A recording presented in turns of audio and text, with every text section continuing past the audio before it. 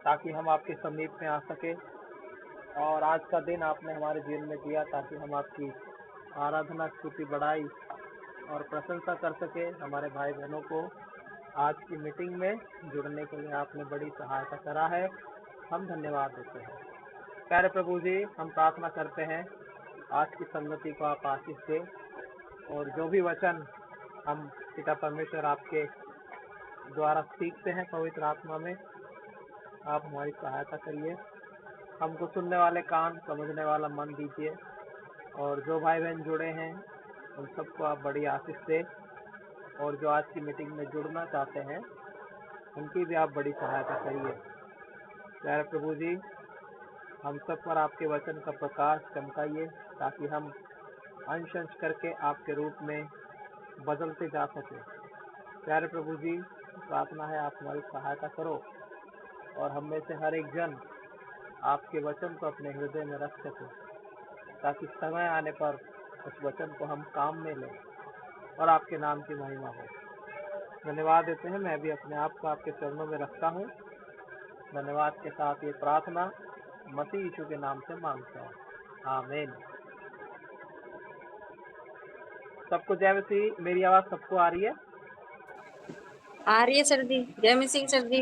जय मसीह। आप प्रभु के महिमा के लिए गीतों को गाएंगे, और जो भी भाई बहन प्रभु की महिमा के लिए गीतों को गाना चाहता है वो अपना माइक ऑन कर सकता है।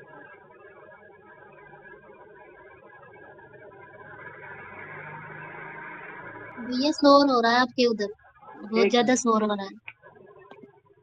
अभी ठीक है? हाँ अब ठीक है। तो वो पंखा चल रहा था इस वजह से। अच्छा ठीक है, गीत गाएंगे हम प्रभु की महिमा के लिए। कोई भाई बहन गीत गा सकते हैं।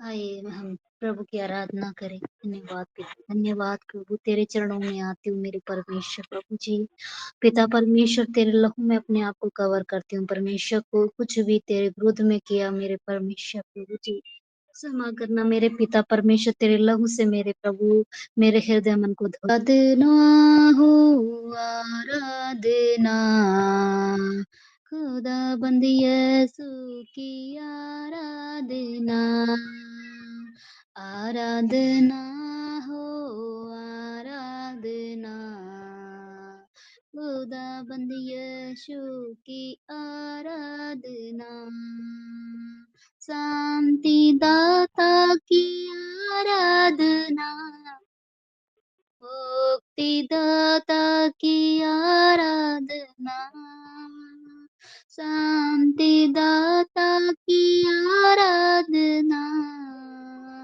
मुक्तिदाता की आराधना, आराधना हो, आराधना खुदा बंद यीशु की आराधना, आराधना हो, आराधना खुदा बंद यीशु की आराधना, पवित्र दिल से आराधना, प्रेमी मन से आराधना, पवित्र दिल से आराधना, प्रेमी मन से आराधना, आराधना हो, आराधना खुदा बंद यीशु की आराधना, आराधना हो, आराधना खुदा बंद यीशु की आराधना, मेरे मसीहा की आराधना, जीवन दाता की आराधना,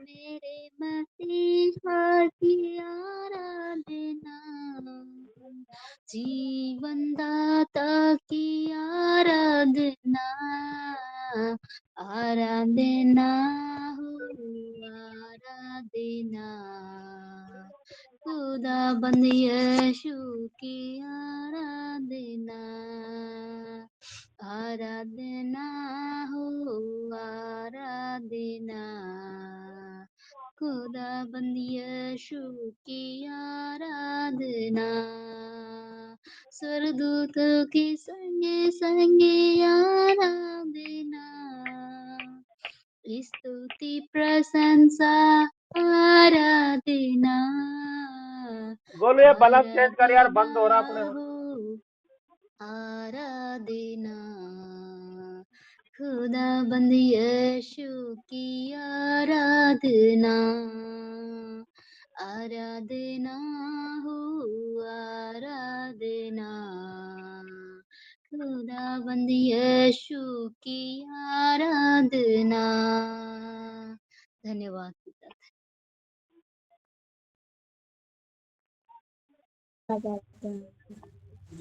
कर लेना तुम भजन यीशु का, भव से पार उतर जाओगे।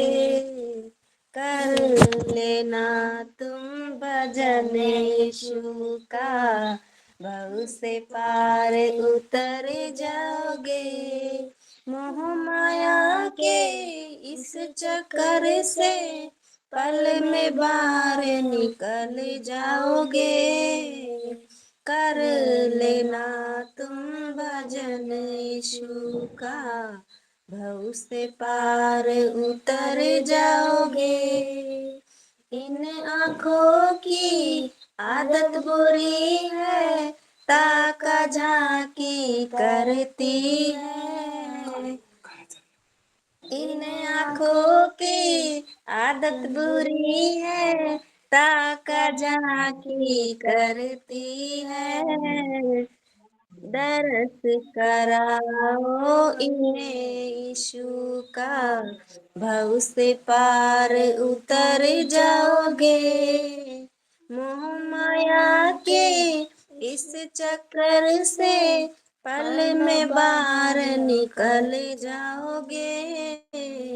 कर लेना तुम भजन यीशु का, भव से पार उतर जाओगे। इन कानों की आदत बुरी है, इधर उधर की सुनती है। इन कानों की आदत बुरी है, इधर उधर की सुनती है। भजन सुनाओ इसे प्रभु का, भव से पार उतर जाओगे। मोह माया के इस चक्कर से पल में बाहर निकल जाओगे। कर लेना तुम भजन यीशु का, भव से पार उतर जाओगे। इन पैरों की आदत बुरी है, घर घर घूमा करती है। इन पैरों की आदत बुरी है, घर घर घूमा करती है। इन्हें इनसे जाओ चरच प्रभु के, भव से पार उतर जाओगे। इनसे जाओ चरच प्रभु के, भव से पार उतर जाओगे। मोह माया के इस चक्कर से पल में बाहर निकल जाओगे। कर लेना तुम भजन यीशु का, भव से पार उतर जाओगे। कर लेना तुम भजन यीशु का, भव से पार निकल जाओगे। हालेलुया आमीन।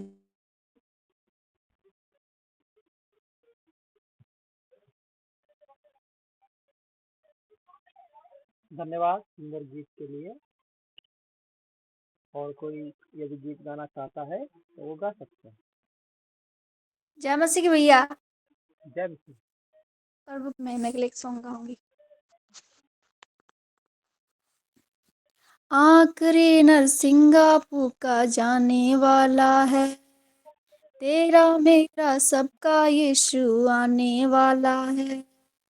आखिरी नरसिंगा फूका जाने वाला है, तेरा मेरा सबका यीशु आने वाला है। तू कहाँ होगा, तू कहाँ होगा, तू कहाँ होगा, तू कहाँ होगा। पहले जो मसीह में मुर्दे जी उठेंगे, बाकी जो हम जिंदा है सब बदल जाएंगे। पहले जो मसीह में मुर्दे जी उठेंगे, बाकी जो हम जिंदा है बदल जाएंगे। पल भर में ये देखो सब कुछ होने वाला है। तू कहाँ होगा, तू कहाँ होगा, तू कहाँ होगा, तू कहाँ होगा। आखिरी नरसिंगा फूका जाने वाला है, तेरा मेरा सबका यीशु आने वाला है। तू कहाँ होगा, तू कहाँ होगा, तू कहाँ होगा, तू कहाँ होगा। तेरे दिल के सारे गम बढ़ते जाएंगे, बीत गए जो लम्हे तेरे पास न आएंगे। तेरे दिल के सारे गम बढ़ते जाएंगे, बीत गए जो लम्हे तेरे पास न आएंगे। दुनिया में तू तन्हा ही रह जाने वाला है। तू कहाँ होगा, तू कहाँ होगा, तू कहाँ होगा, तू कहाँ होगा। आखिरी नरसिंगा फूका जाने वाला है, तेरा मेरा सबका यीशु आने वाला है। आखिरी नरसिंगा फूका जाने वाला है, तेरा मेरा सबका यीशु आने वाला है। तू कहाँ होगा, तू कहाँ होगा, तू कहाँ होगा, तू कहाँ होगा। तेरी दौलत तेरी शोहरत काम न आएगी, ये सब चीजें प्यारे तेरे साथ न जाएगी। तेरी दौलत तेरी शोहरत काम न आएगी, ये सब चीजें प्यारे तेरे साथ न जाएगी। सब चीजों का खात्मा जल्दी होने वाला है, सब चीजों का खात्मा जल्दी होने वाला है। तू कहाँ होगा, तू कहाँ होगा, तू कहाँ होगा, तू कहाँ होगा। आखिरी नरसिंगा फूका जाने वाला है, तेरा मेरा सबका यीशु आने वाला है। आखिरी नरसिंगा फूका जाने वाला है, तेरा मेरा सबका यीशु आने वाला है। तू कहाँ होगा, तू कहाँ होगा, तू कहाँ होगा, तू कहाँ होगा। आमीन। सबको जय मसीह की। मेरी आवाज आपको सबको सही आ रही है?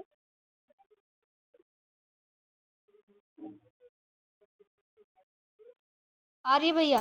ठीक है, हम आज के अध्ययन को शुरू करेंगे और परमेश्वर के वचन से, जैसा कि हम पिछले दिनों से इस अध्ययन को करते आए हैं और हमने बहुत सारी बातों को सीखा।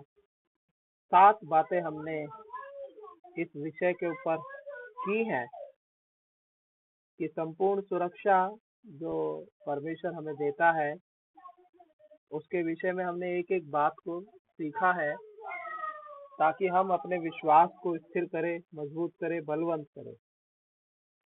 जैसा कि पहला थिस्सलुनीकियों 5वां अध्याय और उसके 23 वचन को जब हमने पढ़ा और उसके 23 वचन में इस प्रकार से लिखा है कि प्रभु यीशु मसीह आपको अंत तक निर्दोष रखेगा, सुरक्षित रखेगा, आपकी आत्मा, प्राण और शरीर को पूरा पूरा निर्दोष और सुरक्षित रखेगा। और दूसरा वचन भाग जो हम देख रहे थे ये सुरक्षा को लेकर के, वो ये था भजन संहिता 18 अध्याय उसके पहले और दूसरे वचन को हमने देखा है। और पहली बात हमने इस अध्याय में ये देखी थी कि यहोवा मेरी चट्टान है। दूसरी बात हमने देखा कि यहोवा मेरा गढ़ है। तीसरी बात हमने देखी यहोवा मेरा छुड़ाने वाला है। चौथी बात हमने देखी यहोवा मेरा ईश्वर है। पांचवी बात हमने देखी यहोवा मेरा बल है। छठी बात हमने देखी है कि यहोवा मेरी ढाल है। और सातवीं बात को हम पिछले शुक्रवार को देख चुके हैं कि यहोवा मेरी मुक्ति का सींग है। आज इस अध्याय के और इस विषय की आखिरी बात को हम सीखने जा रहे हैं। भजन संहिता 18 अध्याय उसका लास्ट वचन, भजन संहिता 18 अध्याय 2 वचन का लास्ट पद, उसको पढ़ लेंगे पूरे वचन को, पहले वचन और दूसरे वचन को। कोई भी जन अपनी बाइबल में पढ़ सकता है, तब हम आगे बढ़ेंगे। भजन संहिता 18 अध्याय उसका पहला और दूसरा वचन। हे परमेश्वर, हे मेरे बल, मैं तुझसे प्रेम करता हूँ। यह मेरी चट्टान और मेरा गढ़ और मेरा छुड़ाने वाला है। मेरा ईश्वर मेरी चट्टान है, जिसका मैं शरणागत हूँ। वह मेरी ढाल और मेरी मुक्ति का सींग और मेरा ऊंचा गढ़ है। प्रार्थना करें। प्यारे प्रभु जी, धन्यवाद देते इस समय में जो आपने हमारे लिए दिया और जो वचन भाग पढ़ा है, इस पर आपकी आशीष हो। और जो आखिरी बात हमारे लिए है, लेकिन प्यारे प्रभु जी आपके लिए बहुत सारी बातें हैं, लेकिन प्यारे प्रभु जी आज हम इस भाग को समाप्त करने से पहले आखिरी बात को हम सीख रहे हैं। भजन संहिता 18 अध्याय और उसके दूसरे वचन के लास्ट पद में प्यारे प्रभु जी कि किस प्रकार से आपने कहा कि यहोवा मेरा ऊंचा गढ़ है। दाऊद इस अनुभव को अपने जीवन में लेकर के चला और उसने परमेश्वर को अपने महिमा का स्थान माना। हम धन्यवाद देते हैं प्यारे प्रभु जी, प्रार्थना करते हैं प्यारे परमेश्वर आप हमारी सहायता करिए, आपकी दया चाहते हैं। प्यारे प्रभु, मुझे पर भी आपका अनुग्रह हो, बोलने वाला मैं नहीं आपकी आत्मा हो सके, मुझे और मेरे भाई बहनों को सुनने वाले कान और समझने वाला हृदय देना। इस प्रार्थना को मसीह यीशु के नाम से मांगते हैं, आमीन। तो हम यहाँ पर इस बात को देख रहे हैं, लास्ट वचन भजन संहिता 18 अध्याय उसके 2 वचन की लास्ट वचनों को हम देख रहे हैं और वो कह रहा है मेरा ऊंचा गढ़। कहने का मतलब यहोवा मेरा ऊंचा गढ़ है। ऊंचा गढ़ दाऊद ने परमेश्वर को अपने जीवन में स्वीकार किया और शत्रु के विरोध में परमेश्वर उसका ऊंचा गढ़ बना, जिस पर वो भाग करके चढ़ गया और बच गया। इसलिए दाऊद अपने अनुभव में इस बात को लिख रहा है कि यहोवा मेरा ऊंचा गढ़ है। क्या जब हम संकट में या फिर समस्या में या फिर परेशानी में या फिर निराशाओं में जब हम होते हैं और शत्रु जब हमारा जीवन को इधर से उधर हिला के रखता है, क्या तब हम परमेश्वर को अपना ऊंचा गढ़ मान करके उसके पास दौड़ करके जा सकते हैं? दाऊद को पता है कि परमेश्वर उसका ऊंचा गढ़ है और वही एक ऐसा स्थान है जहां पर वो बच सकता है। और दाऊद अपने अनुभव में इस बात को भजन संहिता 61 अध्याय और उसके 3 वचन में भी इसी अनुभव के बारे में वो लिख रहा है। आप उसको पढ़ सकते हैं, भजन संहिता 61 अध्याय और उसका 3 वचन। कोई भी जन जिसको मिला है वो पढ़ सकता है। भजन संहिता 61 अध्याय और उसका 3 वचन। क्योंकि तू मेरा शरण स्थान है और शत्रु से बचने के लिए ऊंचा गढ़ है। हाँ, वो लिख रहा है कि तू मेरा शरण स्थान है और शत्रु से बचने के लिए ऊंचा गढ़ है। 2 वचन में बड़ी अच्छी बात लिखा है। पहले और दूसरे वचन को जब पढ़ते हैं, हे परमेश्वर मेरा चिल्लाना सुन, मेरी प्रार्थना की ओर ध्यान दे। मूर्छ खाते समय मैं पृथ्वी की छोर से भी तुझे पुकारूंगा। जो चट्टान मेरे लिए ऊंची है उस पर मुझको ले चल, क्योंकि तू मेरा शरण स्थान है और शत्रु से बचने के लिए ऊंचा गढ़ है। क्या ऐसी प्रार्थना जब हम समस्या में, दुख में, पीड़ा में या फिर कई प्रकार की बातों में या फिर लोग हम पर जब झूठा दोष लगाते तब भी क्या हम परमेश्वर को अपना शरण स्थान मान करके और अपनी उस उन बातों से बचने के लिए क्या हम परमेश्वर के पास दौड़ करके जा रहे हैं? लेकिन दाऊद ने जब उसके पीछे शत्रु पड़ा है और जब शाऊल राजा दाऊद को मारने के लिए इधर से उधर आगे पीछे हो रहे और जब उसके दाऊद के साथ के लोग भी उसको निराशा दिए, उसी समय में वो दौड़ करके परमेश्वर के पास आया और परमेश्वर के पास आने के बाद परमेश्वर को उसने अपना ऊंचा गढ़ माना। हम बहुत सारे विश्वासी लोगों को, बहुत सारे विश्वासी भाइयों को, बहनों को और बहुत सारे परिवारों को हम देखते हैं कि जब परमेश्वर उनके जीवन में कोई परीक्षा या कोई संकट या कोई खटाव या फिर कोई समस्या नहीं लेके आता तो वो बहुत अच्छे से परमेश्वर की आराधना, परमेश्वर का गीत और परमेश्वर के लिए तैयार रहना, परमेश्वर के लिए काम करना, परमेश्वर के लिए ही उसकी आज्ञाओं को मानना और उसकी आज्ञाओं को पूरा करना, हर एक बात में वो परमेश्वर को खुश करता है।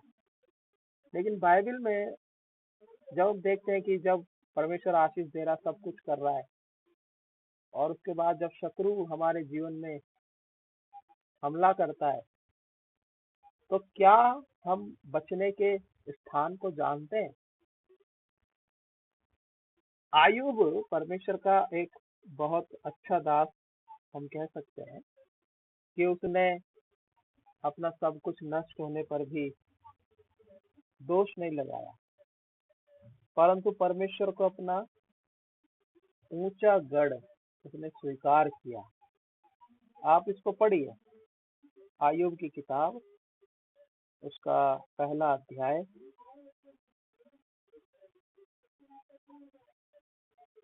और उसका 1 वचन से 10 वचन तक कोई भी जन पढ़ दीजिए। आयुब 1 अध्याय 1 वचन से 10 वचन तक।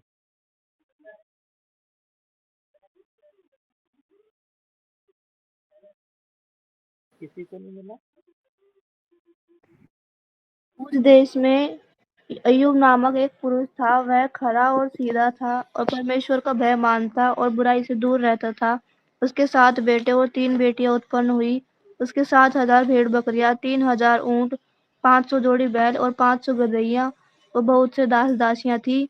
वरन उसके पास इतनी संपत्ति थी कि पूर्वी देशों के लोगों में वह सबसे बड़ा था।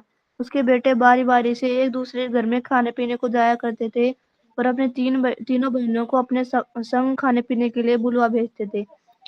जब जब भोज के दिन पूरे हो जाते, तब तब अय्यूब उन्हें बुलवाकर पवित्र करता और बड़े भोर को उठकर उनकी गिनती के अनुसार होम बलि चढ़ाता था, क्योंकि अय्यूब सोचता था, कदाचित मेरे लड़कों ने पाप करके परमेश्वर को छोड़ दिया हो। इसी रीति अय्यूब सदैव किया करता था।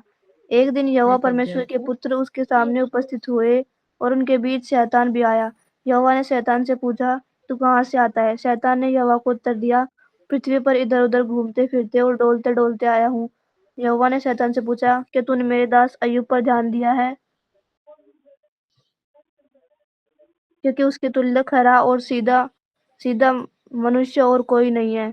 सीधा और मेरा भय मानने वाला और बुराई से दूर रहने वाला मनुष्य और कोई नहीं है। शैतान ने यहोवा को उत्तर दिया, क्या अय्यूब परमेश्वर का भय बिना लाभ के मानता है? क्या तूने उसकी और उसके घर की और जो कुछ उसका है उसके चारों ओर बाड़ा नहीं बांधा? तूने तो उसके काम पर आशीष दी है और उसकी संपत्ति देश भर में फैल गई है। आमीन। हाँ, आयुब के बारे में हम पढ़ रहे हैं। आयुब का भैया शुरुआती कुत्ता हो समय। जाना है। कौन? आप नहीं सुन रहे थे क्या? नहीं भैया, पापा को फोन देने चले गई थी। अच्छा, आयुब उसका पहला अध्याय 1 से 10 वचन। तो हम यहाँ पर देख रहे हैं कि कैसे आयुब का शुरुआती समय रहा।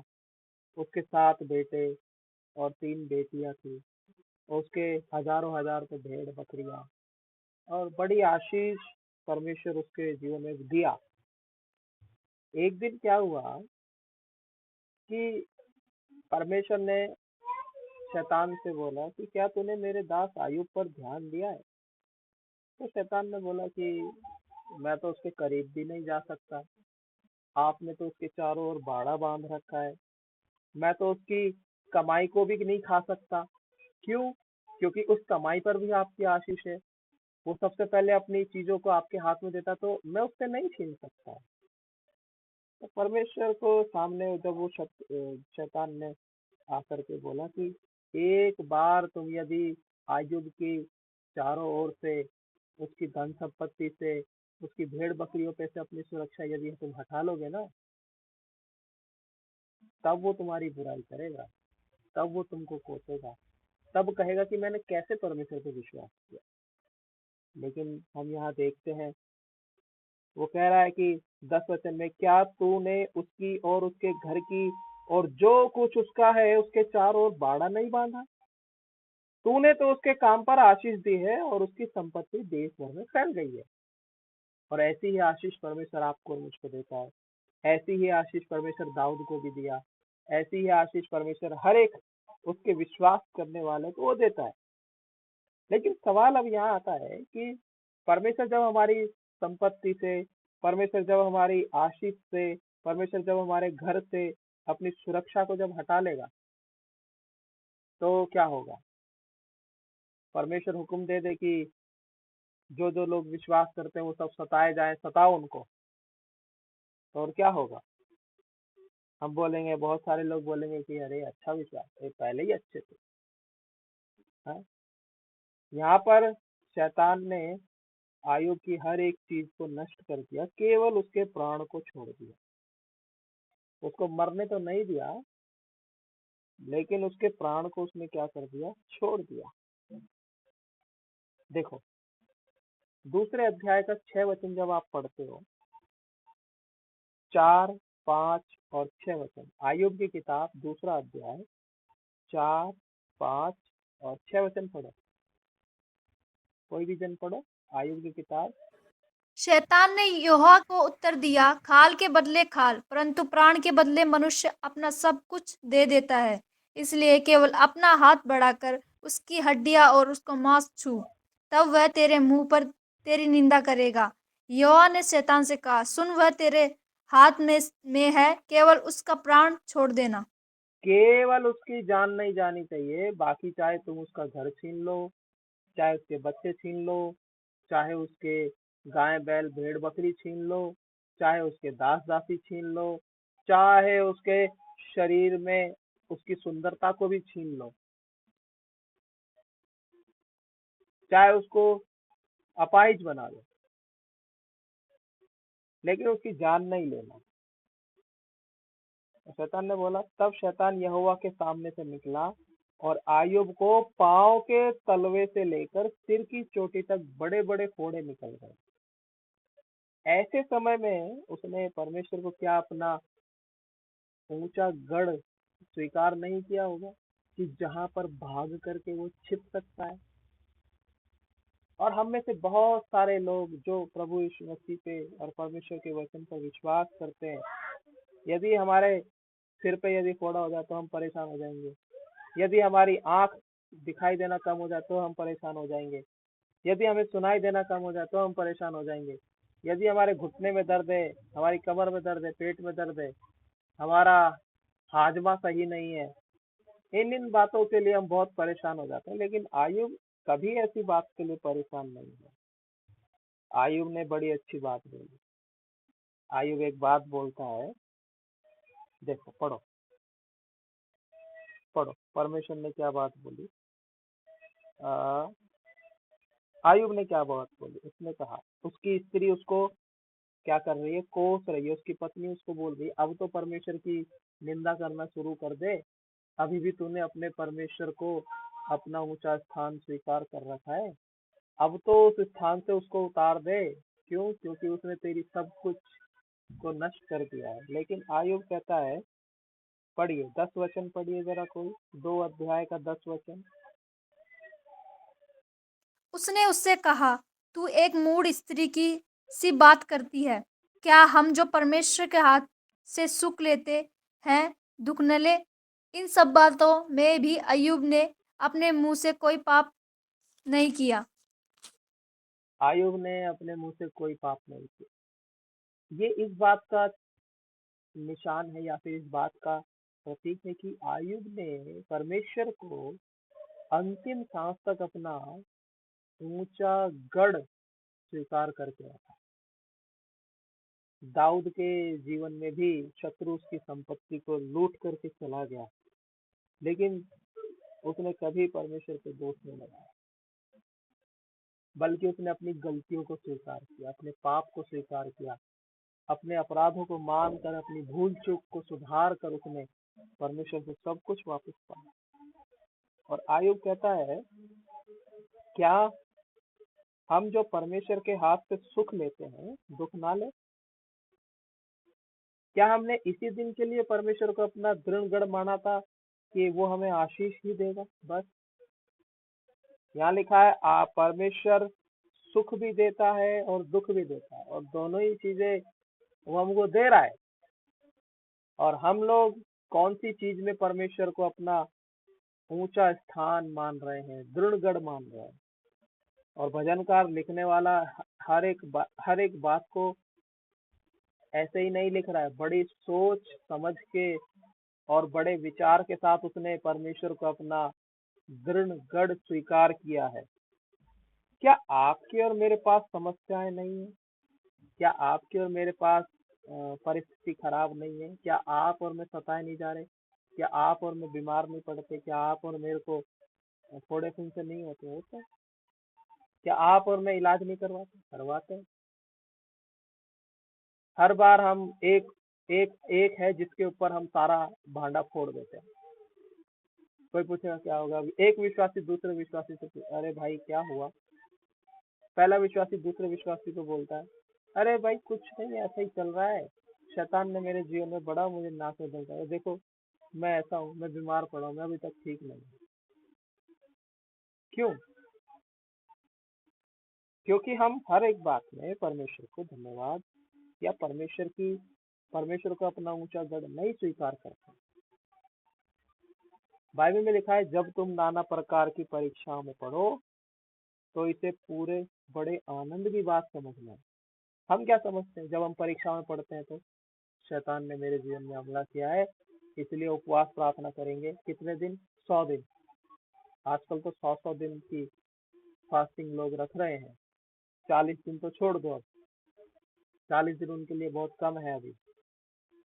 तो क्या उपवास रखने से या फिर बहुत ज्यादा बाइबल पढ़ लेने से या फिर बहुत परमेश्वर को भेंट या दान दे देने से या फिर बहुत ज्यादा आज्ञाकारी होकर के एकदम बन जाने से क्या परमेश्वर खुश होगा? दाऊद ने परमेश्वर को अपने जीवन में सबसे ऊंचे स्थान पर रखा है हमेशा, और आयुब ने भी परमेश्वर को अपने जीवन में अपने आप से ऊपर रखा है। इसलिए आयुब ने बोला, क्या हम परमेश्वर के हाथ से जो सुख लेते हैं, क्या उसके हाथ से हम दुख ना ले? उसने बातों में भी परमेश्वर के विरुद्ध में कोई पाप नहीं किया। हम तो हर बार परमेश्वर को कोस रहे हैं। बारिश ज्यादा हो गई तो परमेश्वर को कोसेंगे, बारिश नहीं हुई तो भी परमेश्वर को कोसेंगे, सूखा पड़ गया तो भी परमेश्वर को कोसेंगे, सूखा नहीं पड़े तो भी परमेश्वर को कोसेंगे, सर्दी कम है तो भी, शादी हुई है तो भी परमेश्वर को कोसेंगे, नहीं हुई है तो भी उसको कोस रहे हैं। क्यों? इसलिए परमेश्वर का जन यहाँ पर इस बात को कह रहा है, क्या जब हम परमेश्वर के हाथ से सुख लेते हैं तो क्या हम उसके हाथ से दुख ना ले? उसने बोलने के द्वारा भी परमेश्वर के सामने पाप नहीं किया, हम तो कामों के द्वारा उसके सामने गलत कर दिया। बोलना तो हमारे लिए बहुत मामूली बात हो गई है कि हम बोलने के द्वारा परमेश्वर के लिए सामने हम पाप कर रहे हैं, और कामों में तो हम है ही लेट। इसीलिए परमेश्वर को जब हमने अपना ऊंचा गढ़ मान लिया है तो वो हमारे लिए छिपने का स्थान है। प्रियो, जरूरी नहीं कि कोई हमें मारने आएगा तभी हम उसमें जाके छुपेंगे। जब हमारे जीवन में परिस्थिति, जब हमारे जीवन में समस्या, जब हम संकट में पड़ेंगे, तब हम उसके पास भाग सकते हैं और उसके पास छिप सकते हैं। और आयुब ने वही किया। सुलेमान इसके बारे में बड़ा अच्छा लिखता है। नीति वचन उसका 18 अध्याय का 10 वचन। नीति वचन 18 अध्याय उसका 10 वचन, कोई भी पढ़िए। यहोवा का नाम दृढ़ गढ़ है, धर्मी उसमें भागकर सब दुर्घटनाएं से बचता है। हम दुर्घटना से बचने के लिए कहाँ भागते हैं?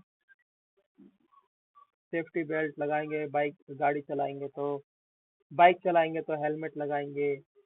हाँ, क्यों? क्योंकि हमें दुर्घटनाओं से बचना है। लेकिन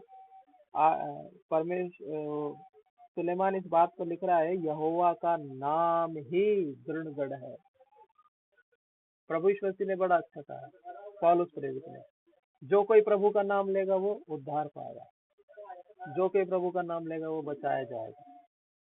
और बाइबल में सुलेमान भी इस बात को लिख रहा है अपने वचनों में कि परमेश्वर का नाम दृढ़ गढ़ है और धर्मी उसमें भागकर सब दुर्घटनाओं से बचता है। क्या हम परमेश्वर के सामने धर्मी हैं? आयुब परमेश्वर के सामने धर्मी था, इसीलिए परमेश्वर ने उसको जो कुछ उसका नष्ट हुआ सब वापस लौटा दिया। आयुब ने बोलने के द्वारा भी परमेश्वर के सामने पाप नहीं किया, और अब तो अपने कामों के द्वारा, अपने व्यवहार के द्वारा और अपने स्वभाव के द्वारा परमेश्वर के विरोध में पाप कर रहे हैं। जब हमारे जीवन में समस्याएं आती हैं तब, यदि हमारे जीवन में समस्याएं नहीं है और हम परमेश्वर के साथ चल रहे हैं, इसका मतलब ये है कि कहीं ना कहीं हम शत्रु के फंदे में फंसे हुए हैं। परीक्षाएं हमारे जीवन में उस मंजिल तक हमको पहुंचाती हैं जहां परमेश्वर हमको लाना चाहता है। इसीलिए धर्मी उसमें भागकर सब दुर्घटनाओं से बचेगा। हाँ, धर्मी लोग उसकी ओर दौड़कर सुरक्षित रहेंगे। क्यों? क्योंकि परमेश्वर का नाम ही ऊंचा गढ़ है। हाँ, वो हमारा शरण स्थान है, वो हमारा गढ़ है, वो मेरा उद्धार करता है। दाऊद ऐसा लिखता है। दूसरा शमूएल 22 अध्याय 3 वचन। दाऊद ने लिखा है, दूसरा शमूएल 22 अध्याय 3 वचन पढ़िए कोई।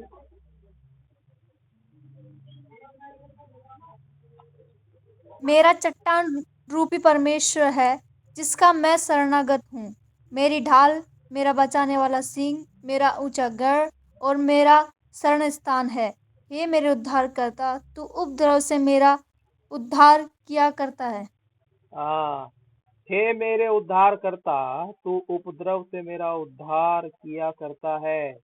और उससे पहले कह रहा है मेरा चट्टान रूपी परमेश्वर, फिर कहता है मेरी ढाल, फिर कहता है मेरा बचाने वाला सींग, फिर कहता है मेरा ऊंचा गढ़, और कह रहा है वो मेरा शरण स्थान है।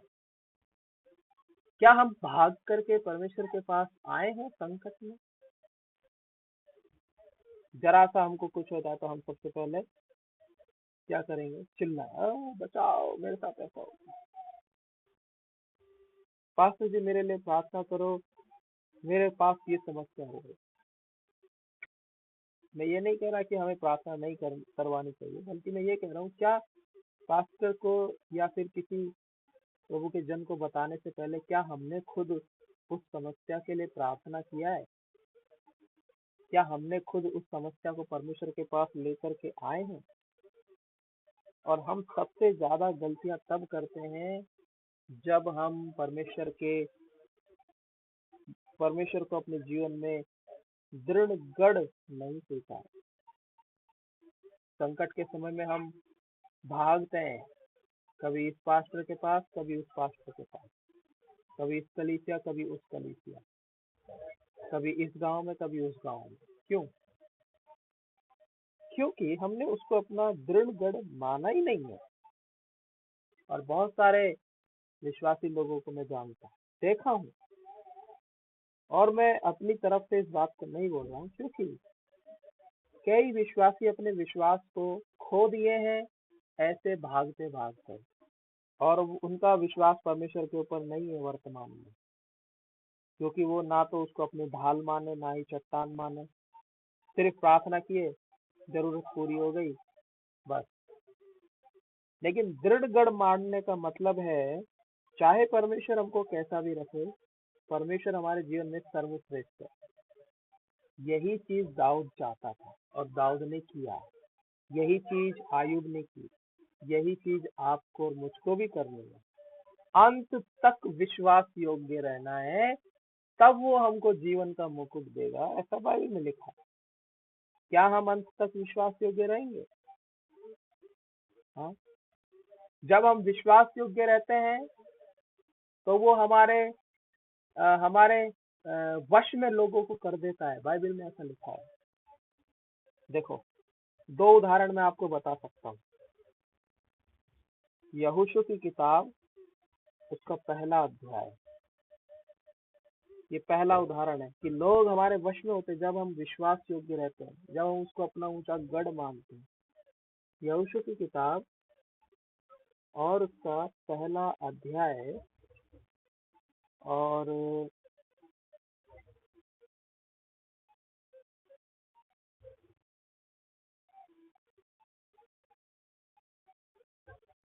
मैं पढ़ रहा था,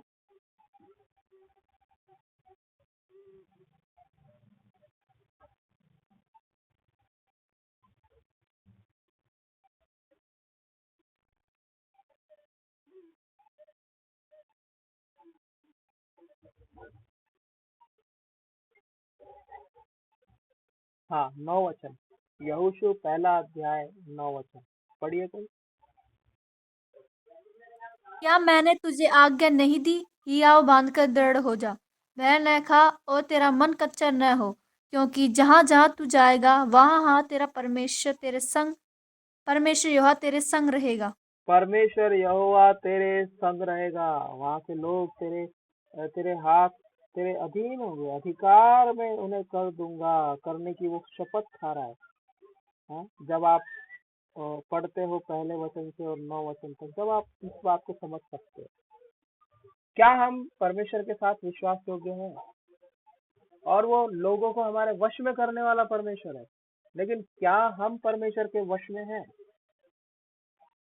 एक और उदाहरण, भजन संहिता 144 और उसका दूसरा वचन पढ़िए।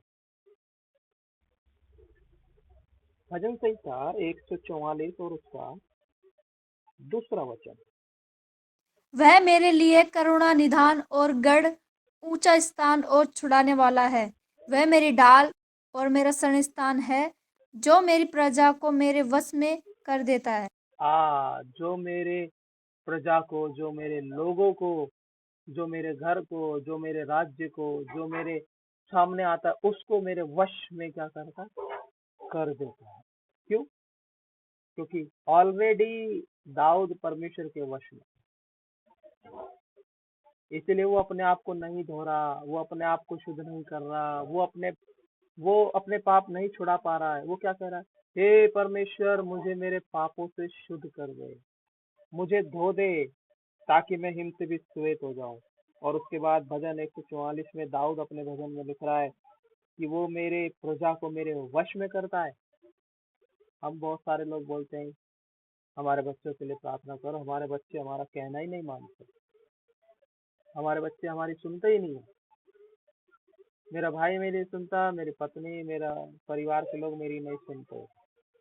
अब सवाल यह आता है कि क्या हम परमेश्वर की सुन रहे हैं? और जब हम परमेश्वर की सुनना शुरू कर देते हैं तो लोग ऑटोमेटिकली हमारी बात को सुनेंगे। जब हम परमेश्वर की अधीनता में आएंगे तो ऑटोमेटिक अपने आप ही लोग हमारे साथ चलने के लिए तैयार होंगे, हमारी बात को मानने के लिए तैयार होंगे। और जो नहीं मानेंगे उनको छोड़ देना है, उनका पीछे अपने समय को खर्च नहीं करना। ये बात मैंने सीखी है। बहुत सारे लोगों से मैं मिलता हूँ, बहुत सारे लोगों को मैं परिचित हूँ, अलग अलग जगहों पे मैं जाता हूँ, अलग अलग कलीसिया में, तमाम जगहों में। तो हम एक ही चीज है, हम यदि परमेश्वर की बात मान रहे हैं तो हमारे साथ जो व्यक्ति है या हमारे साथ वाला है वो भी परमेश्वर की ही बात मान रहा है।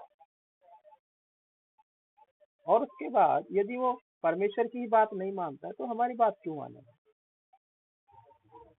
इसीलिए बहुत जरूरी है, यदि हम अपने परिवार को या अपने बच्चों को या जो लोग हमारे विरोध में, उनको हमें अपने वश में करना है, तो सबसे बड़ा हथियार है कि हम परमेश्वर के पहले वश में आना, हम उसकी अधीनता में आना, तभी वो लोगों को हमारे अधीन करेगा। यहोशू को बोला व्यवस्था की ये पुस्तक तेरे चित्त से कभी ना उतरने पाए। इसका मतलब जब वो व्यवस्था पढ़ेगा तो परमेश्वर के वश में वो रहेगा, वो नहीं पढ़ेगा तो क्यों रहेगा? बहुत सारे लोग बोलते हैं कि हमारे बच्चे हमारी नहीं मानते। क्या आप परमेश्वर की मानते हो? क्या आप उसके वचन को मानते हो? क्या उसके वचन को, क्या अपने जीवन में तुमने अपने जीवन पर अधिकार दिया है परमेश्वर के वचन को? नहीं। हम क्या करते हैं, हमारा अधिकार परमेश्वर पे होना चाहिए, ऐसा हम सोचते हैं। ऐसा नहीं है, हमें उसके अधिकार के नीचे आने की जरूरत है, तभी वो प्रजा को हमारे वश में कर देगा। यही एक अच्छा अनुभव दाऊद के साथ है। दाऊद एक जगह पे बोलता है कि मेरे घर के लोगों ने मुझे छोड़ दिया है, लेकिन वही घर के लोग उसके पास आ जाते हैं बाद में। क्यों? क्योंकि पहले वो परमेश्वर के वश में नहीं है, लेकिन बाद में जब वो परमेश्वर के वश में आया तो लोग उसके समीप में आ गए। इसलिए बहुत जरूरी है हम दूसरे पे उंगली उठाने से पहले हम अपने आप को सही करना। हम तभी इस बात को बोलना है जब हम उस बात को अपने जीवन में रखे हुए हैं। इसीलिए यहाँ पर जब इस बात को पढ़ रहे हैं कि परमेश्वर मेरा ऊंचा गढ़ है, तो क्या हमने उसको अपना गढ़ माना है? हम नहीं मानते, हम बहुत उससे दूर जा रहे हैं, हमारा उद्धार खो रहा है। हम परमेश्वर के वचन से और उसकी सुरक्षा से और उसकी आज्ञाओं से हम दूर दूर दूर चले जा रहे हैं। बहुत सारे बाइबल के अंदर ऐसे उदाहरण हम देख सकते हैं। हाँ, कई बार हम परमेश्वर की आशीष चख लेने के बाद भी परमेश्वर जब हमारा पाप दिखाता तो हम पश्चाताप नहीं करते। हाँ, क्या एक विश्वासी विश्वास से दूर हो सकता है? हाँ, हो सकता है। बाइबल में लिखा है एक विश्वासी अपने विश्वास से दूर जा सकता है। इसका मतलब परमेश्वर की अधीनता में नहीं है। इब्रानियों की पत्री 10वां अध्याय और उसके 26 वचन को एक बार आप पढ़िए। मेरे पास सिर्फ 7 मिनट है, हम उसमें थोड़ी सी बात को देखेंगे। इब्रानियों की पत्री 10वां अध्याय 26 वचन।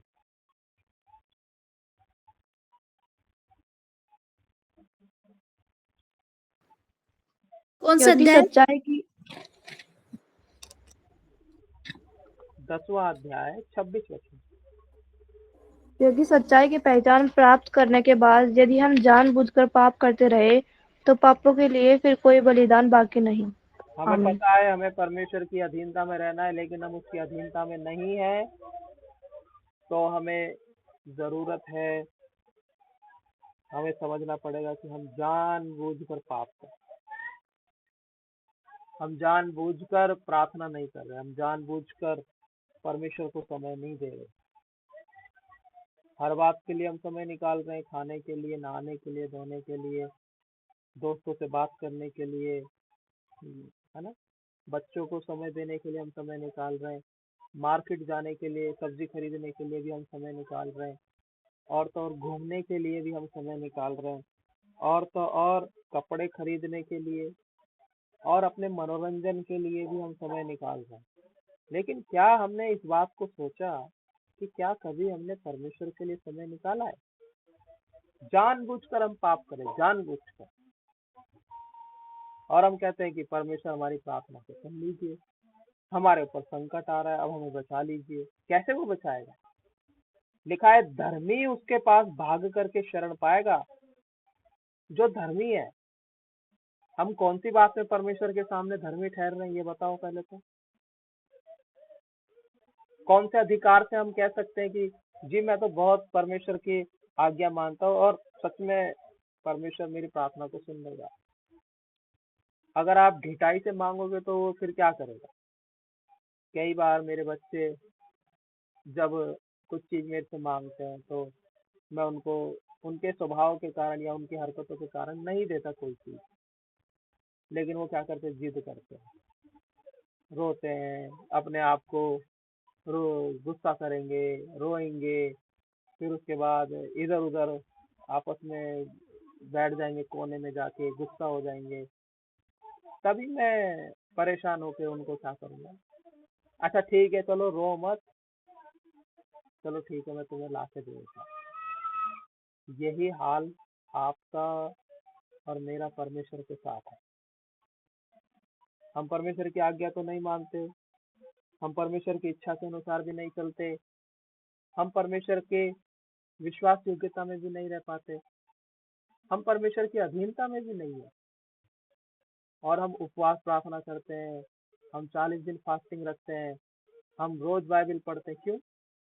क्योंकि हमें जो चाहिए हमारी जरूरत के अनुसार हमें मिल जाए, बस। बाकी हमें कोई मतलब नहीं है कि परमेश्वर हमारा गढ़ है या फिर परमेश्वर हमारा छुड़ाने वाला है या परमेश्वर मेरा ऊंचा सींग है या मेरा उद्धार है, उससे कोई मतलब नहीं। इसीलिए ये जो संपूर्ण सुरक्षा है ना, ये 7 बातें जो हमने काफी लंबे समय में सीखी, ये 8वीं बात आज हम सीख रहे हैं। 8 बातें और लंबे समय से हम सीख रहे हैं, और यदि इनको सीखने के बाद भी यदि हम अपने जीवन में बदलाव नहीं ला रहे, तो बाइबल में लिखा है कि हम जानबूझकर पाप कर रहे हैं, जानबूझकर। फिर उसके बाद हम चाहे कितनी ही भेंट चढ़ाएं, कितना ही बलिदान चढ़ाएं, कितना ही हम बाइबल रट्टा मार ले, तोते बन जाए, तोता रट्टू, कोई फायदा नहीं है। बहुत जरूरी है परमेश्वर को अपने जीवन में ऊंचा गढ़ यानी ऊंचा स्थान देना। हमने इस बात को अपने जीवन में सीखा और इस बात को अनुभव किया कि जब जब हम परमेश्वर को उसका सही समय जब उसको हम देते हैं जो उसको चाहिए, तब तब परमेश्वर हमारे साथ साथ है। और जब जब हम उसको समय नहीं देंगे, तब तब वो हमारी प्रार्थना को अनसुना करता रहेगा। और ये हकीकत है, ये इस चीज को मैंने अनुभव किया है। बीच में मैं आलसी हो गया था और मैं 5:30 बजे उठने की बजाय आराम से उठता था 6, 6:30 बजे, 7 बजे, कभी कभी 8 भी बज जाते थे। और इस चीज को मैंने अपने जीवन में अनुभव किया है। एक दिन मैंने इस बात को रख करके परमेश्वर से प्रार्थना की, प्रभु जी मैं क्या करूं, मेरे साथ ऐसा है। लेकिन परमेश्वर ने अपने वचन से मुझे एक बात दिखाई, आप भी उसको पढ़ लीजिए ताकि आपके लिए भी वो आशीष का कारण ठहर सके। प्रकाशित वाक्य, प्रकाशित वाक्य और उसका 2 अध्याय और 4 वचन, 4 और 5 वचन, कोई पढ़िए। पर मुझे पर तेरे मुझे पर मुझे तेरे विरुद्ध यह कहना है कि तूने अपना पहला सा प्रेम छोड़ दिया है। इसलिए स्मरण कर कि तू कहाँ से गिरा है और मन फिरा और पहले के समान काम कर। यदि तू मन न फिराएगा तो मैं तेरे पास आकर तेरी दीवट को उसके स्थान से हटा दूंगा। आमीन। ये जब मैं अपने जीवन को देखा, अपने आप को जांचा परखा, तो परमेश्वर ने अपने वचन से मुझे बताया, देखो तुमने पहले के जैसा प्रेम करना छोड़ दिया है, तुमने पहले के जैसे प्रार्थना करनी छोड़ दी है। तुम पहले जब सेवा में आए थे तो और जब गांव में रहते थे, रोज सुबह जल्दी उठ करके प्रार्थना किया करते थे। उस समय परमेश्वर आशीष दे रहा था। लेकिन शहर में आने के बाद और बच्चे और परिवार और सेवा को बढ़ जाने के बाद या सेवा बढ़ने के बाद इधर से उधर जाना, बहुत सारी चीजें होती है। लेकिन परमेश्वर ने बोला कि तूने पहले जैसा प्रेम छोड़ दिया, पहले जैसी प्रार्थना मैं नहीं कर रहा था। लेकिन पिछले सप्ताह से मैंने इस बात को अनुभव किया और परमेश्वर के साथ मैंने अपने संबंध को सही किया। उसने बोला तुम्हें याद करो कि तुम कहाँ पर गलती किए हो, तुम कहाँ गिरे हो, और मन फिराओ और पहले के समान काम करना। तो मैंने पिछले सप्ताह से पहले के जैसे रोज चाहे कुछ भी हो जाए और उठना है, प्रार्थना करना है, किसी को कोई डिस्टर्बेंस नहीं। मैं अपना व्यक्तिगत बता रहा हूँ। और मैंने प्रार्थना किया और परमेश्वर ने मुझे बड़ा अनुग्रह किया। इसीलिए परमेश्वर को हम अपने जीवन में ऊंचा स्थान देना, ऊंचा गढ़ मानना, दांत मंजन करना परमेश्वर को स्थान देना नहीं है। ये मैं हकीकत बता रहा हूँ। मैं ब्रश भी नहीं करता, सिर्फ एक गिलास पानी पीता हूँ उठ के, और उसके बाद मैं अपना प्रार्थना करता हूँ। चाहे मैं 15 मिनट करूँ, चाहे मैं 20 मिनट करूँ, चाहे मैं आधा घंटा करूँ, चाहे वो मेरे ऊपर है। लेकिन फर्स्ट पहला समय मैं परमेश्वर को दे रहा हूँ। आप 5 मिनट भी दे सकते हैं, आप 10 मिनट भी दे सकते हैं, वो आपके ऊपर है।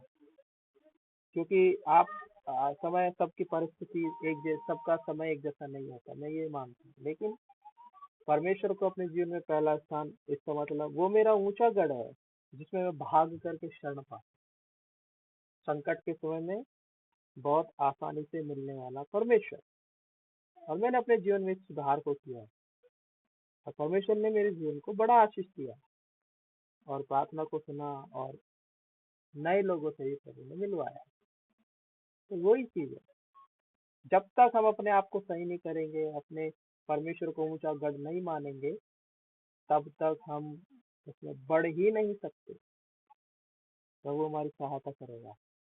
हमें जरूरत है दोबारा से उससे प्रेम करने की, तभी हम उसको अपना ऊंचा गढ़ स्वीकार कर सकते। आइए हम प्रार्थना करेंगे। प्रभु इस वचन पर आशीष दे। सबको जय मसीह की। जय धन्यवाद। मसीह।